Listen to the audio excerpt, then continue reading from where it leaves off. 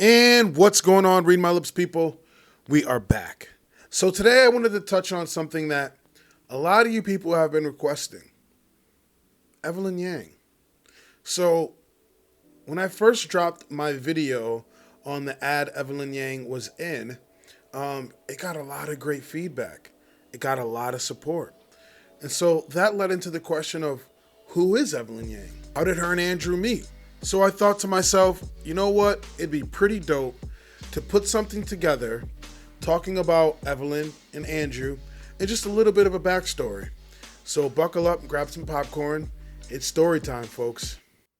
So, born Evelyn Liu on October 31st, 1981, she and Andrew met at Columbia University, where he worked at Manhattan Prep, a test preparation company later bought by Kaplan. Evelyn was a marketing manager at L'Oreal, looking for a new direction.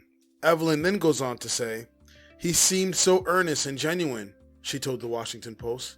"I felt like he wore his heart on his sleeve, which was refreshing.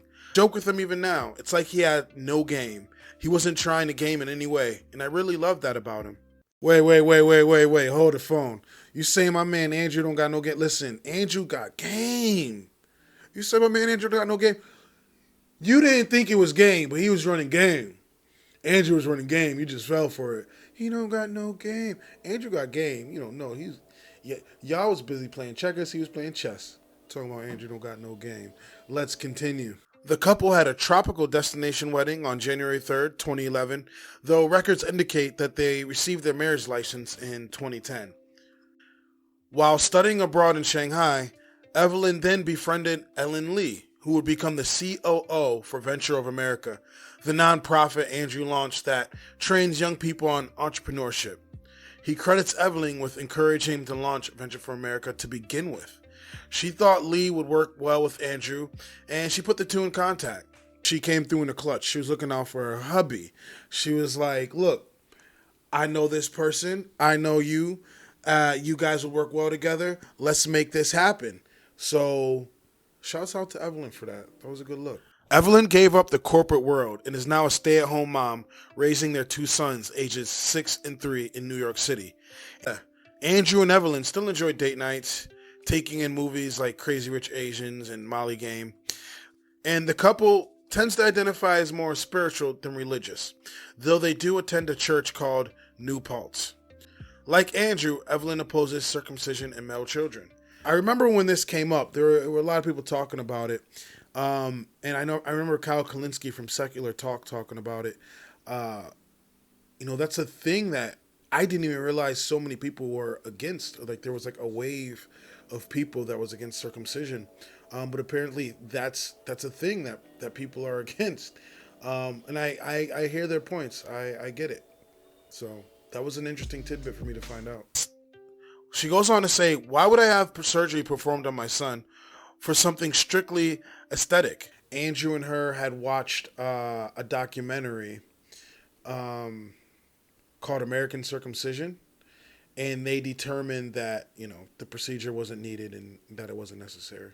One of Yang's sons is on the autistic spectrum, and providing adequate resources to the autistic community is one of Andrew's campaign platforms. As a country, we should provide ample resources to parents to be able to intervene to support the development of children with autism or who are exceptional in other ways. Many of these children have something unique to offer. Andrew has used his wife many times as an example as to why his plan for universal basic income is a better reflection of the work people do. He goes on to say, Evelyn's work counts as 0 in GDP, which is clearly not an appropriate reflection of the value.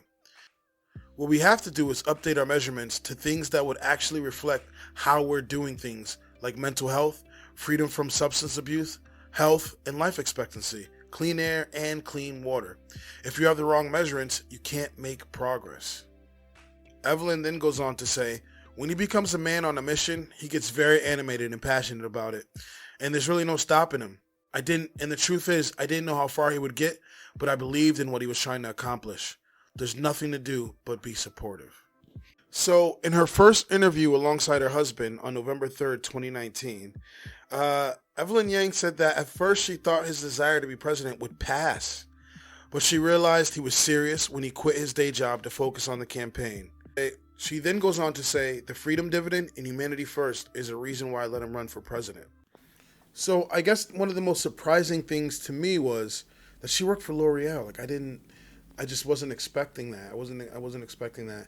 And that's pretty dope. And that, she left her corporate world, in support of her husband.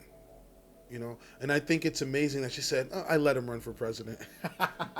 That just shows the dynamic in that relationship.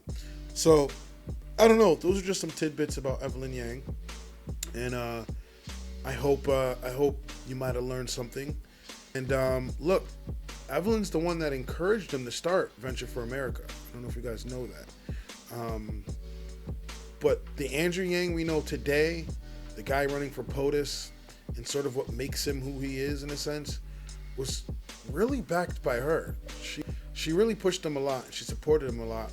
And we should do the same. So those were just some tidbits about the woman who might be the next first lady. Thought you guys might like to know that little sort of biography about the two of them. Nothing crazy. But if you like what you see, if you like what you hear, please like, comment, subscribe. I'd really appreciate it. And look, I'm trying to raise $50,000 for Andrew Yang the month of November. I have an ActBlue link in the description below. Please feel free to donate. Every little bit helps. As of now, me and 11 other channels has raised $13,000 for Andrew Yang. Yes, ladies and gentlemen, we have raised $13,000 for Yang, and we're close to that 50. It's only been a week.